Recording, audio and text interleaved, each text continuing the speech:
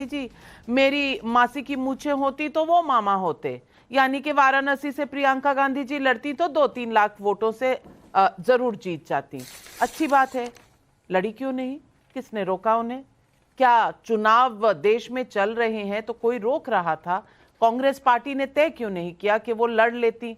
आज इस बात का क्या औचित्य है? और ये कहीं ना कहीं एक साइकोसिस बनाने की कोशिश कर रही है जनता के बीच में कि ये जो मोदी सरकार है ये स्थिर नहीं है, ये अपने अलायंस पार्टनर्स को झुंझुने बांट रही है, मोदी तो खुद ही हारने वाले थे। कमलाकर त्रिपाठी जी, ऐसी बातों का आज कोई औचित्य है?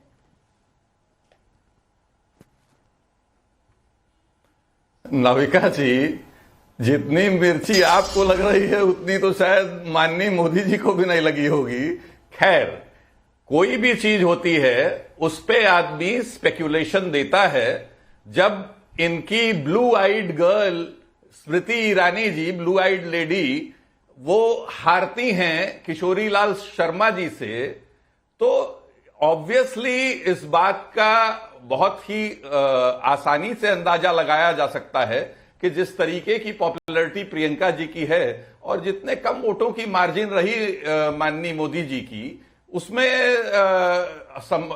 इसमें कोई अतिशयोक्ति नहीं है कि वो 2-3 लाख की मार्जिन से प्रियंका गांधी जीतती। दूसरी बात आपको बता दूं, ये सरकार चलेगी नहीं चलेगी, क्या होगा क्या नहीं होगा, लेकिन ये तो तय है कि किसको क्या दिया गया उसमें क्लियर दिख रहा है। उसमें 2 कंसर्न्स हैं नाविका जी। एक तो it is just like old wine in old bottle, just the wrapper has been changed. उससे क्या उम्मीद आप कर सकते हैं जिस 10 साल की सरकार में इकोनॉमी गर्त में चली गई, बेरोजगारी चरम पे चली गई, हर तरफ भय भूख भ्रष्टाचार का माहौल रहा, महिला सुरक्षा को लेकर के जो है बृजभूषण शरण सिंह जैसे लोग, आखिरी में उनका लड़का इतना मदान हो जाता है कि 3 लड़कों को कुचल डालता है चुनाव के बाद। तो आप ये समझिए कि जो चीजें हैं वो उस तरीके से दिख रही हैं। गृह मंत्रालय अभी भी अमित शाह जी के पास है, बाकी सारी चीजें आपको दे दें क्या? उन्होंने अपने सहयोगी दलों में से किसी को रिप्रेजेंटेशन नहीं दिया। आपको दूसरी दे चीज, दें?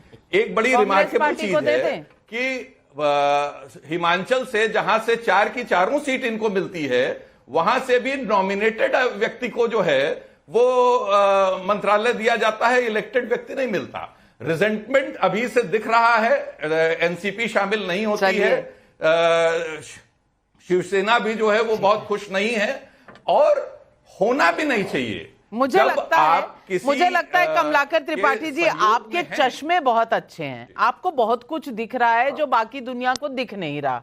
आपको रिजेंटमेंट भी दिख रही है, आपको मिर्ची लगती हुई भी दिख रही है।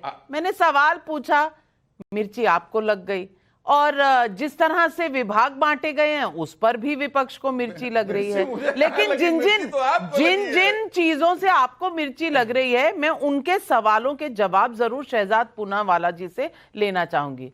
शहजाद पूनावाला जी, 145 जब सांसद थे कांग्रेस पार्टी के पास, तो यूपीए के सरकार में इन्होंने ऊपर के गृह मंत्रालय या फॉरेन अफेयर्स या डिफेंस या फाइनेंस किसी को नहीं दिया था। लेकिन आपसे अपेक्षा थी कि 240 मिलने के बाद भी आप किसी अलायंस पार्टनर को दे दें। अब आप जवाब दीजिए, क्यों नहीं दिया आपने?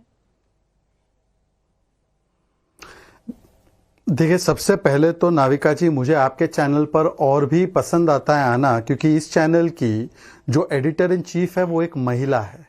और जब एक महिला के सामने महिलाओं के विषय में ये ब्लू आइड गर्ल, मिर्ची लग गई तुमको, इस प्रकार की बातें बोली जाती है, मुझे आपको सब बचाव करने की ज़रूरत नहीं है, परंतु मुझे लगता है कि ये बहुत ही अशोभनीय टिप्पणी है, इससे बचना चाहिए। परंतु अपना अपना चरित्र होता है और मुझे लगता है इसी चरित्र को देखते हुए लोगों ने झुंझुना छोड़ो, आपके हाथ में घंटा थमा दिया है।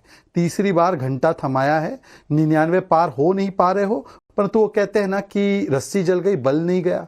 या यूं भी कह सकते हैं कि बेगानी शादी में अब्दुल्ला दीवाना, कल तक इनका नैरेटिव क्या था नाविका जी, कि प्रधानमंत्री को 2 बैसाखियों की जरूरत है, अब कमजोर प्रधानमंत्री है।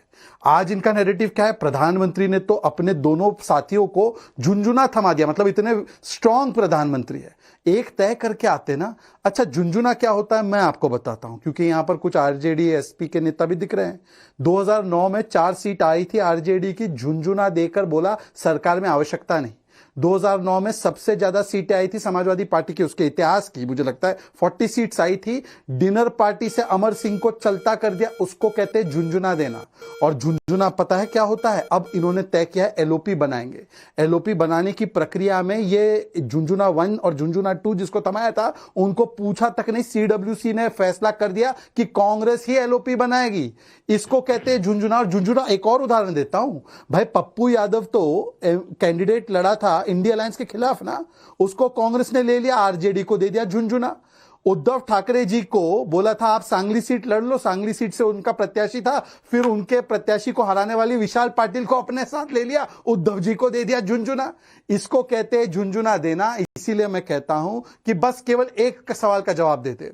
हमने तो मिशन और विजन वाली सरकार चलाना आरंभ भी कर दिया। अब हो सकता है कि उद्यान मंत्रालय आपको, उद्योग मंत्रालय आपको, कृषि मंत्रालय आपको झुंझुना नजर आता हो, पर एलओपी का पोस्ट तो झुंझुना नहीं है, वो तो महत्वपूर्ण पोस्ट है। तो मैं आज बड़े सम्मानित तरीके से आरजेडी, कांग्रेस और जो समाजवादी पार्टी उनके नेताओं से पूछना चाहता हूं, क्या कंसल्ट भी किया गया कांग्रेस के द्वारा?